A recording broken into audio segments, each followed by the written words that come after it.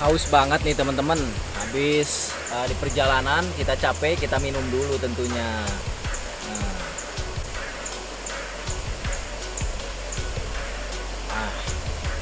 Mantap. Jadi kita nggak usah bawa-bawa botol teman-teman tentunya. Karena apa? Karena saya sudah bawa tas yang ini sangat multifungsi banget teman-teman. Jadi tas ini merupakan salah satu tas yang sering saya gunakan karena saya memang sering berpetualang. Jadi kalau teman-teman nggak pengen ribet seperti ini contohnya. Nah ini jadi kita pakai tas karyon ini ya. Nah tas karyon ini memang sangat nyaman banget. Lalu kalau misalnya mau kemana-mana gak usah ribet. Saya juga nih bawa power bank ya, enak tuh. Bawa botol-botol minum nanti bisa ditaruh di sini. Dan yang paling utamanya ini sangat-sangat kuat banget teman-teman untuk bahan-bahannya. Tapi buat teman-teman hati-hati ya untuk membeli produk-produk karyon karena ada beberapa produk yang memang sudah meniru produk karyon ini. Saya ini beli karyonnya yang asli. Jadi buat teman-teman nanti kalau pengen beli produk karyon ini bisa langsung cek ke websitenya, nanti akan saya cantumkan di link deskripsi teman-teman. Ini sangat cocok banget untuk teman-teman seperti saya nih yang suka trail riding, yang suka jogging, yang suka cycling, bersepeda. Ini cocok banget teman-teman ya. Nanti tinggal cek aja langsung di link deskripsi. Kita lanjut.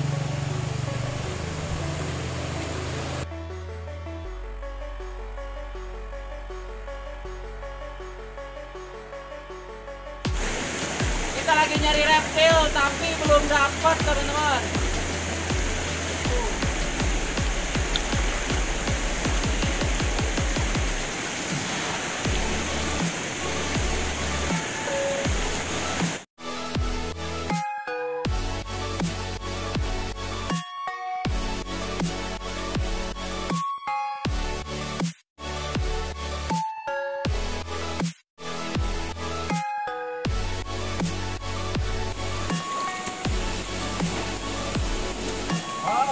Lihat teman-teman.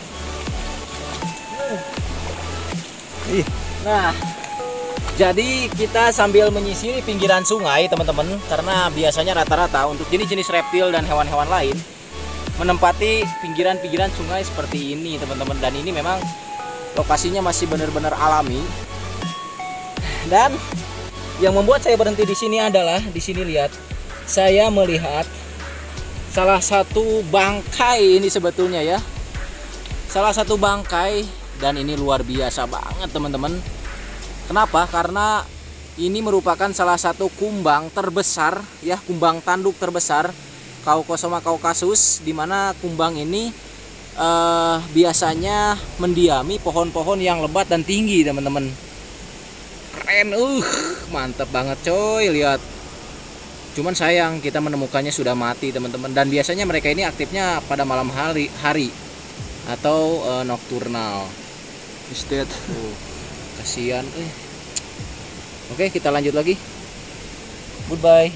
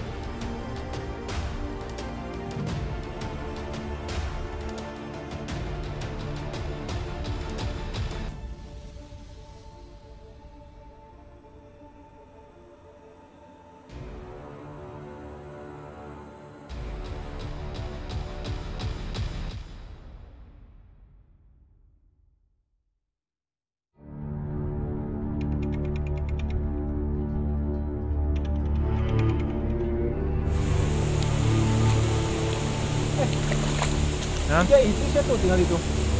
mana itu?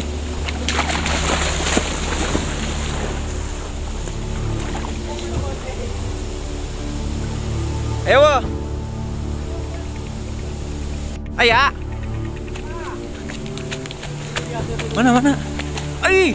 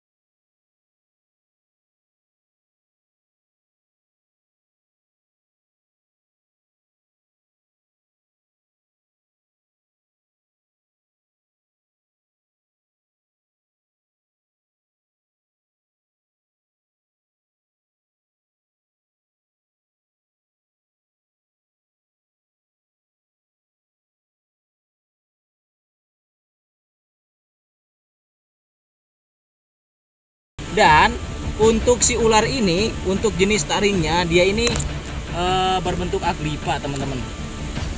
Dan ini memang cocok banget, dimana biasanya mereka mendiami pohon-pohon yang tidak terlalu tinggi, karena ular ini adalah ular yang arboreal. Eish. Wow, keren banget teman-teman. Oh ya, jadi ada teman saya juga yang pernah tergigit oleh si ular ini, tapi efek yang ditimbulkan itu sampai-sampai bengkak, teman-teman, dan luar biasa efeknya. Tapi saya juga pernah digigit oleh ular jenis ini, tapi tidak berdampak apa-apa, teman-teman. Jadi sebetulnya kalau menurut saya pribadi, jadi ketika digigit oleh ular ini itu tergantung imunitas tubuh yang digigitnya, teman-teman. Kalau imunitas tubuhnya jelek, berarti ya dampaknya akan sangat buruk juga, teman-teman. Nah, jadi inilah ular taliwangsa dari keluarga Colubridae, teman-teman. Wow, keren. Wikuki.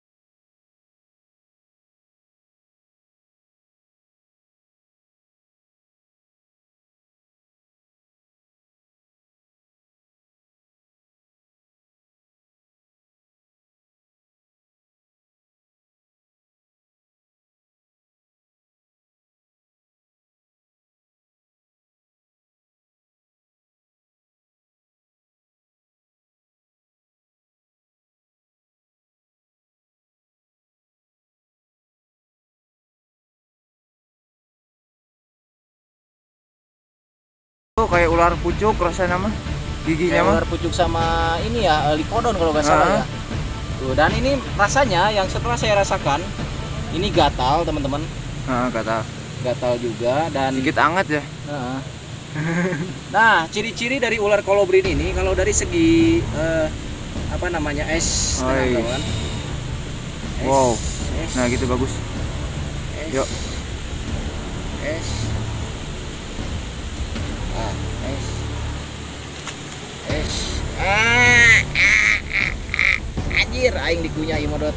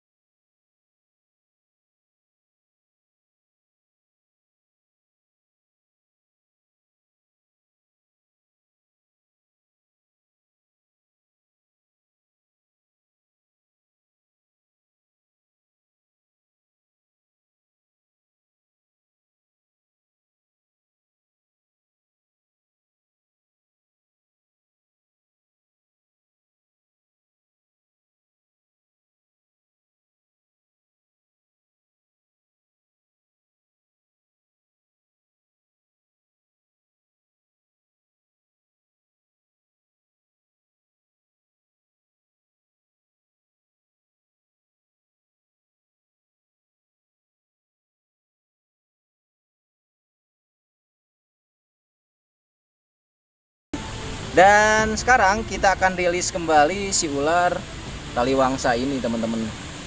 Kita lanjutkan kembali herping di pinggiran sungai ini.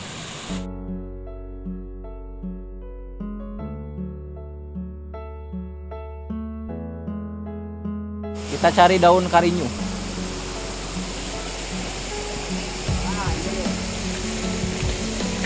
Nah, jadi ini sebetulnya bisa digunakan untuk luka luar, teman-teman. Dan biasanya kalau saya menggunakan ini bisa daunnya, bisa juga kulit dari batangnya, teman-teman. Nah, ini kulit batangnya. Ya. Oke, dan nah ini tuh. Dan ini rasanya benar-benar sangat perih, teman-teman, yang saya rasakan dari si daun karinyu ini. Tuh.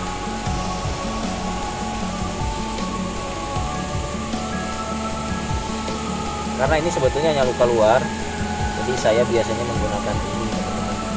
Tuh.